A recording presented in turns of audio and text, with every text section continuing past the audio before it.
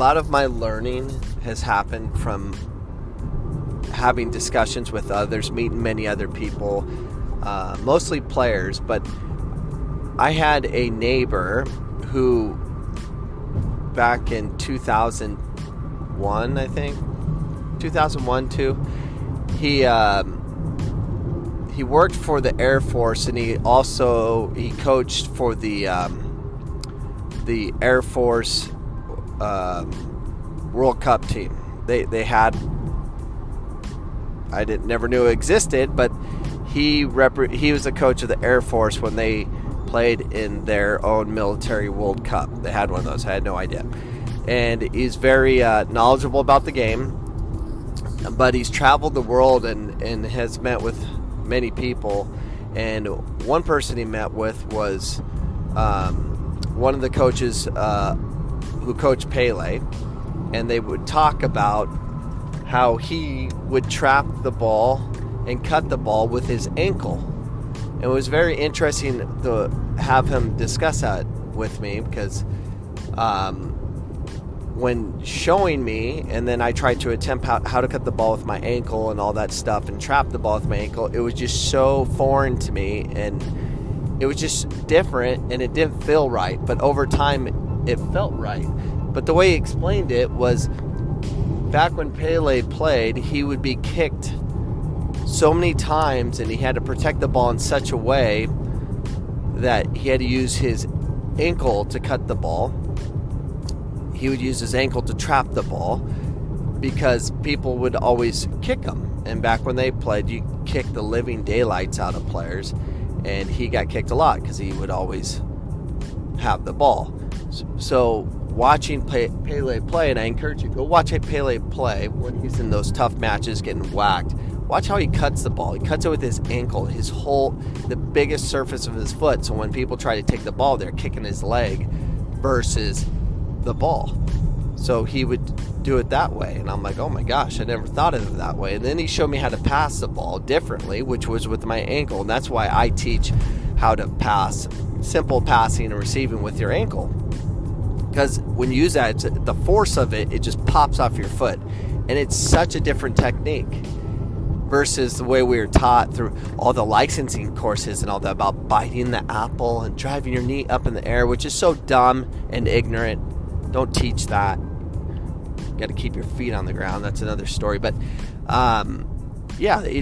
learning from players and other people that play the game and really research the game is where I've learned a lot of my technique. That's where I learned my coaching. It's not from some license course that, they write on paper, and it's really not thought out, just like, oh, we just got to come up with a system with 3-4 point system, and there you have it.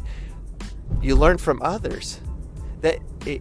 A couple episodes ago, I talked about why BMXers and skateboarders, they're so great, they're so intelligent with their thought and the tricks they come up with. It's not taught by coaches, it's taught by other skateboarders and BMXers. I mean, they research on their own. They're not told this is the way because it's written on paper and this guy has a license, therefore it must be correct. They actually share ideas with one another. They're not constrained to a team environment with learning.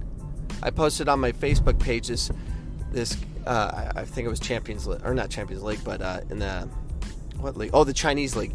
There was a player that received the ball inside the box with one foot, and just because his angle is different, he then did the Ribino move where he does the strikes a ball with crossing his legs.